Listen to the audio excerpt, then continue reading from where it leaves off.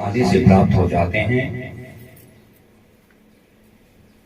यदि मनुष्य सच्चे मन से प्रभु के चरणों में ध्यान लगाकर कथा को सुने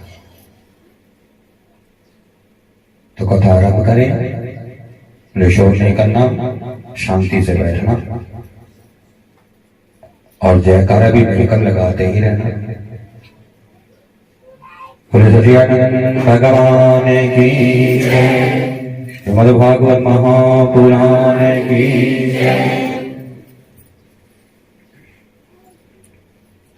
तो गंगा के किनारे पर जो राजा परीक्षित श्रीमद् भागवत की कथा का श्रवण कर रहे हैं, क्योंकि तक्षक नाग के द्वारा राजा परीक्षित की मृत्यु होने वाली है, तो राजा परीक्षित नरक से बचने के लिए और भगवान से मिलने के लिए भगवान की कथाओं का श्रवण कर रहे हैं।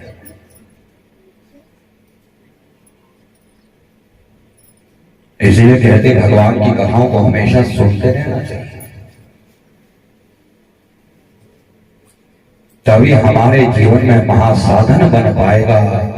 क्योंकि महासाधन किसे कहा है कि श्रोत्रेण श्रवणम तस्य वचसा कीर्तनम तस्य मनसा मननम तस्य महासाधनम उच्यते।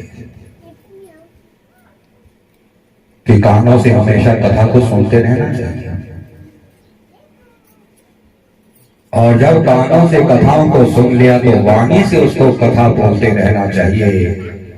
तो जब सुन भी लिया, कहना भी आरंभ कर दिया, उसके बाद यदि मनुष्य मनन कर लेता है तो महासाधन की प्राप्ति हो जाती है।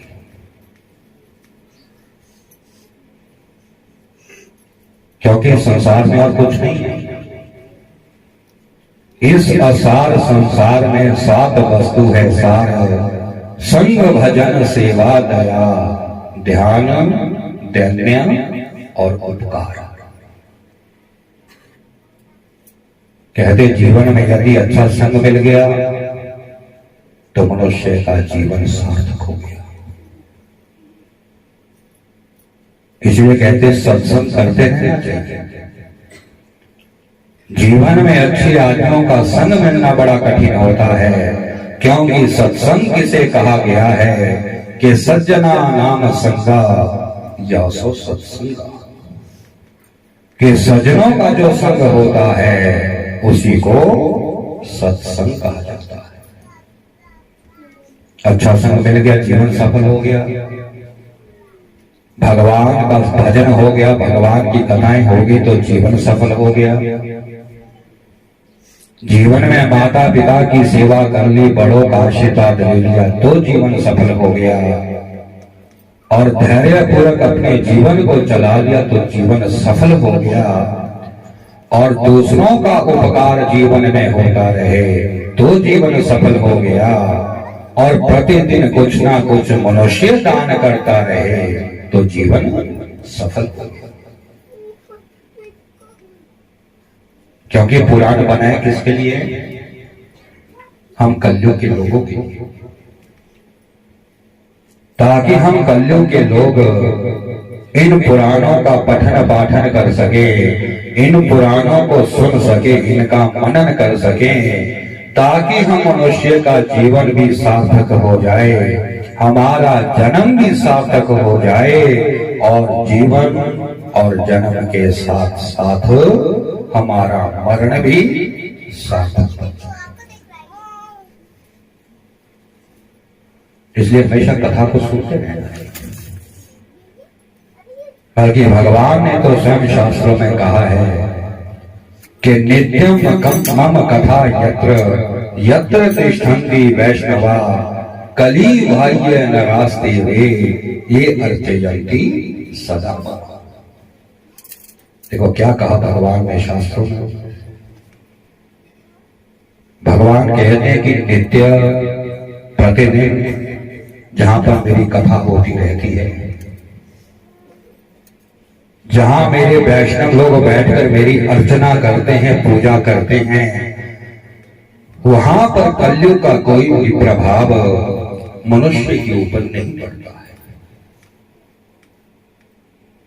इसलिए कहते कथा को सुनते रहो, भगवान को याद करते रहो, नाम स्मरण अवश्य करते रहना चाहिए, क्योंकि पहले भी आपको बताया कि अनुष्ठान करने का अधिकार सभी का नहीं है, अनुष्ठान करवाने का अधिकार भी सभी को नहीं है, मंत्र जाप करने का अधिकार भी सभी को नहीं है।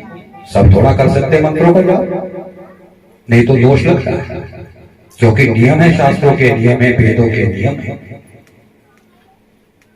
क्योंकि मंत्र जाप करने के लिए शरीर की शुद्धि होनी चाहिए, स्थान की शुद्धि होनी चाहिए, हाथ पांव धोकर कंबल के आसन पर बैठकर मंत्र का जाप करना चाहिए, तब मंत्र में सफलता मिलती है।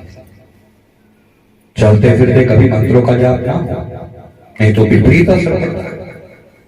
लेकिन नाम स्मरण 24 घंटे 12 महीने हो सकता है, दिन में करो, रात में करो, चाहे शौच कर्म कर रहे तब भी नाम स्मरण करते रहो, क्योंकि कोई अपवित्र है, चाहे कोई पवित्र है, चाहे कोई शुद्ध है, चाहे कोई अशुद्ध है, नाम स्मरण सभी को करते रहना चाहिए। भगवान की, क्योंकि कलयुग में नाम ही सबसे श्रेष्ठ बताया है। शास्त्र कहता है कि सत्यादि त्रियुगे बोध वैराग्य मुक्ति साधको कलौ तो केवला भक्ति ब्रह्म सायुज्य कारिणी। यदि सत्युग में मनुष्य को भगवान से मिलना होता था, त्रेता में यदि भगवान से मिलना होता था, तो मनुष्य को जन्म जन्मांतर तक तपस्या करनी पड़ती थी। फिर भी तपस्या यदि पूरी हुई तो कहीं जाकर भगवान की प्राप्ति होती थी। कई जन्म बीत जाते थे भगवान को पाने के लिए, लेकिन कलयुग इससे सबसे श्रेष्ठ बताया है। क्यों? क्योंकि कलयुग में यदि कोई भी मनुष्य एक पल भी सच्चे मन से भगवान का नाम स्मरण कर लेता है, तो वो मनुष्य इस संसार रूपी समुद्र से पार उतर जाता है। हे परीक्षित, कैसे हैं हमारे भगवान? मंगलम भगवान विष्णु, मंगलम तव कथामृतम, मंगलम अस्य वक्तारः, श्रोत्रा चापि मंगलम। सुबह उठते जो भगवान के दर्शन करता है परीक्षित, उसका सारा दिन मंगल में व्यतीत हो जाता है। और मंगलम तव कथामृतम, और भगवान की जो कथा होती है वो भी मंगलकारी होती है। और मंगलम अस्य वक्तारः, कहते ये कथा बोलने वाले का भी मंगल किया करती है, और श्रोत्रा चापि मंगलम, और सुनने वाले का भी मंगल ही मंगल करती है। इसलिए कहते कोटि त्यक्त्वा हरिं भजेत्। करोड़ों काम छोड़कर मनुष्य को प्रतिदिन हरि का स्मरण करना चाहिए, भगवान को याद करना चाहिए। क्योंकि आप जानते हैं कि मनुष्य योनि पाना बड़े कठिन है। तभी शास्त्र कहता है कि कुछ ना करने से अच्छा थोड़ा भगवान के नाम का जाप कर लो, जाप से अच्छा थोड़ा भगवान के नाम का पाठ कर लो। लेकिन कहते हैं जप करने में भी मनुष्य का मन नहीं लगता, पाठ करने में भी मनुष्य का मन नहीं लगता, क्योंकि मन चंचल है। मन एक जगह स्थिर होकर कभी बैठता नहीं है, मन तो दौड़ता ही रहता है। इसलिए जब से अच्छा पाठ, यदि पाठ में भी मन ना लगे तो सबसे अच्छा नियम बताया है शास्त्रों में मनुष्य के लिए कि मनुष्य को प्रतिदिन मानसिक पूजा अवश्य करनी चाहिए। मानसिक पूजा मन से होती है और मानसिक पूजा तभी मनुष्य कर पाएगा जब उसका मन स्थिर होगा, क्योंकि यदि मन स्थिर ही नहीं होगा तो मानसिक पूजा वो कर ही नहीं पाएगा। मानसिक पूजा कैसे कर? आप मेरी वीडियो को लाइक और शेयर करें और मेरे चैनल को सब्सक्राइब करें।